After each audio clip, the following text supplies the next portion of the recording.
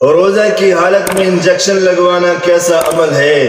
تو اللہ احکم الحاکمین نے قرآن حکیم میں یہ بات ارشاد فرمائی ہے، لا اکراہ فی الدین، دین میں کوئی سختی نہیں ہے۔ مولا کریم نے دوسری جگہ پر ارشاد فرمایا ہے، ومن کان منکم مریضا او علی سفر فعدۃ من ایام اخر، کہ آپ کی زندگی میں ماہ صیام چل رہا ہے، رمضان المبارک کے روزے چل رہے ہیں اور آپ بیمار ہو گئے ہیں، تو اللہ احکم الحاکمین کی طرف سے آرڈر جاری ہوا ہے کہ آپ ماہ رمضان کے مبارک مہینے کے روزوں کو چھوڑ کر کے دوسرے مہینوں میں اس کی گنتی کو پورا کر لے۔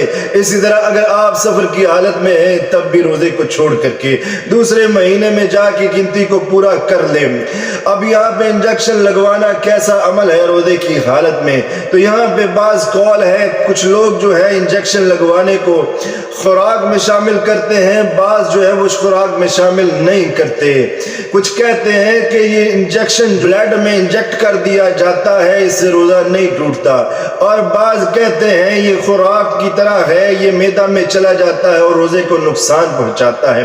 اور یہی قول درست ہے، صحیح بات ہے کہ جس طرح کہ آپ صلی اللہ علیہ وسلم نے فرمایا ہے کہ جب انسان وضو کرتا ہے، وضو کرتے ہوئے پانی کو ناک میں ڈالتا ہے تو وہ ناک میں اتنا زیادہ مبالغہ کرنے کی وجہ سے پانی حلق میں اتر جاتا ہے اور آپ کے روزے کو خطرہ لاحق ہو جاتا ہے، وہ حلق میں پہنچ جاتا ہے۔ حالانکہ عرفی کھانا مقصود نہیں ہے، کھانا پینا مقصود نہیں ہے۔ اسی طرح جب انجیکشن لگوایا جاتا ہے، حالت صحت میں ہو یا حالت بیماری میں ہو، تو وہ معدہ میں پہنچ جاتا ہے، وہ اپنا اثر دکھاتا ہے، اس کا ایک عمل ہوتا ہے۔ تو روزہ کی حالت میں انجیکشن لگوانا درست عمل نہیں ہے۔ آپ کا روزہ انجیکشن لگوانے کی وجہ سے ٹوٹ سکتا ہے، اور روزہ کی حالت میں انجیکشن کو ہرگز نہیں لگوانا چاہیے۔